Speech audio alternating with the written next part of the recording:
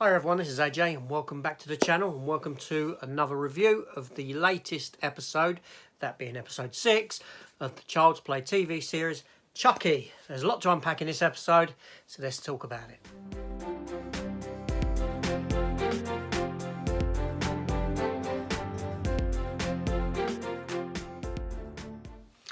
Okay, so episode 6 of the Child's Play TV series. So where we left off in the last episode, we had the head teacher killed at the high school. We were reintroduced to Nika Pierce, Fiona Dourif. She's the character in the wheelchair from Curse of Chucky and Cult of Chucky, that at the end of Cult of Chucky, Charles Lee Ray had transferred his soul into her body. And in the last episode, we did see her with Jennifer Tilly as Tiffany. In the body of Jennifer Tilly, and we found out that Nika Pierce was sort of flitting between being Charles Lee Ray and herself.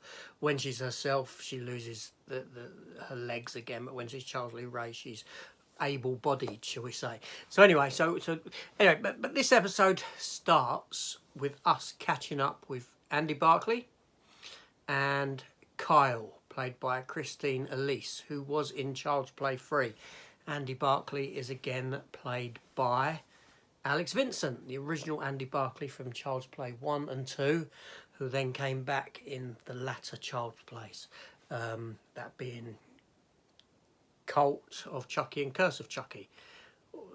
Curse of Chucky and Cult of Chucky, that way around. It all gets a bit confusing. Anyway, so starts off with them pretending to be like census employees who knock at the door of this family and ask to come in and get some questions for the census. And Kyle's asking some proper, legitimate kind of questions, but Andy Barclay goes off on a tangent asking odd questions, if any strange happenings have occurred, any house fires or anything like that, or accidents occurred, or if there's any new dolls in the house. And Kyle takes control of the situation and turns the conversation around, saying, "Oh, they're trying to get kids interested in the census, and that's why they're asking these questions here, for the purpose for the individual, the child, to take part in, you know what I mean, and understand about the census." So the kid goes and gets its dolls, one of them being a Chucky doll, or a good guy doll, and you find out this good guy doll has got a part of Charles Lee Ray in it, because Charles Lee Ray is able to split his soul into different dolls via voodoo magic. That's what happened at the end of the last film. So they kill the doll, blood everywhere, this sort of thing. We then catch up with the kids from the last episodes. Basically, they decide to set a trap for Chucky inside their house. Now, before this, you find out that Lexa Doig's character, the mother of Junior Wheeler, Jake Wheeler's cousin, is dying of cancer, or she has cancer, and this is the secret that she's been holding on to all this way through. You thought she might have been cheating, but no, she's got cancer and it hasn't been told to her family. She goes to see a psychiatrist, and Chucky has stowed in the car, and he basically kills her by pushing a cart into her while she stood at a window. She comes crashing through. Obviously, Junior Wheeler's all in tears, and this sort of thing.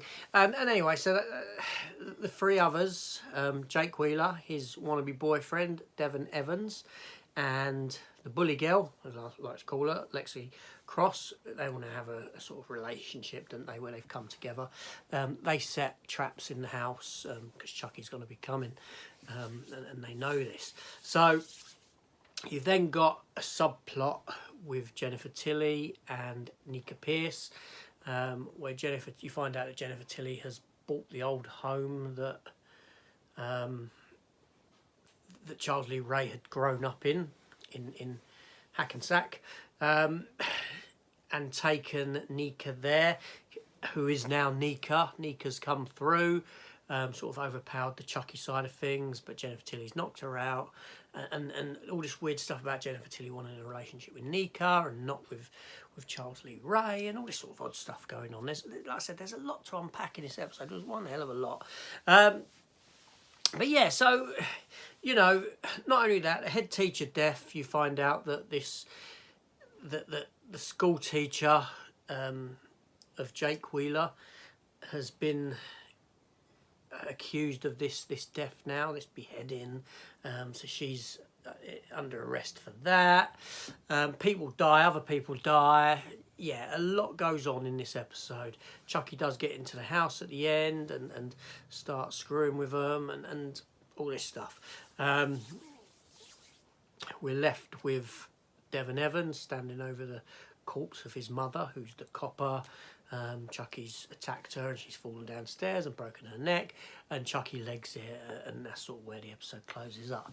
So seriously, there's a ton of stuff in this episode, and this is kind of what you've been waiting for the last 5 episodes, because this episode, even though we got sprinklings of it throughout the series and especially in the last episode, this episode really does tie into the film series that came before, and now you start feeling that proper continuation. So essentially how this program has played out is that you know, you've had the film series, then you've had this side story of these other individuals that the film series has then sort of fed into, obviously with Chucky being there, but the rest has then come into play. So yeah, it's great. It's I've really enjoyed this series up till now. Okay, it's got its socio-political commentary and that sort of thing, but that's the world we live in now. You know, that's to be expected and stuff. But you know, the killings are great. Charles Lee Ray. Chucky's great. Brad Dourif with Chucky. The doll's great looking in it. All this sort of stuff. It's really good. It's really good TV, and it's well worth watching because it does feel like a continuation of the film series. Probably much like I can probably liken it to like Cobra Kai. Not as good as Cobra Kai, you know, because you had a massive gap in that Karate Kid to that, but what I mean is that it's sort of taken that sort of a playbook and it's set inside that world, and it ties into that world and bringing them characters back from the films, and I mean it in that sort of way, like what Cobra Kai has done with Karate Kid. It hasn't recast characters. It's got those. It's taken the time to get them old characters back, and this is obviously all because of Don Mancini, who's the architect of the Child's Play films, and thusly he's the one who's done this TV series. So thankfully the Child's Play remake did fail, because had that was it been a hit, we'd have got a sequel to that and we would have never got this TV series. And I'd much rather have this TV series than a sequel to that pile of trash film. Anyway, so yeah, it was just a lot to unpack, and it's like all in my head, but there you go. Anyway, thank you for watching. This is AJ. I'll be reviewing the next episode. I believe there's only 2 episodes left, so I'll be looking forward to them very much. So I'll see you next week, hopefully Wednesday.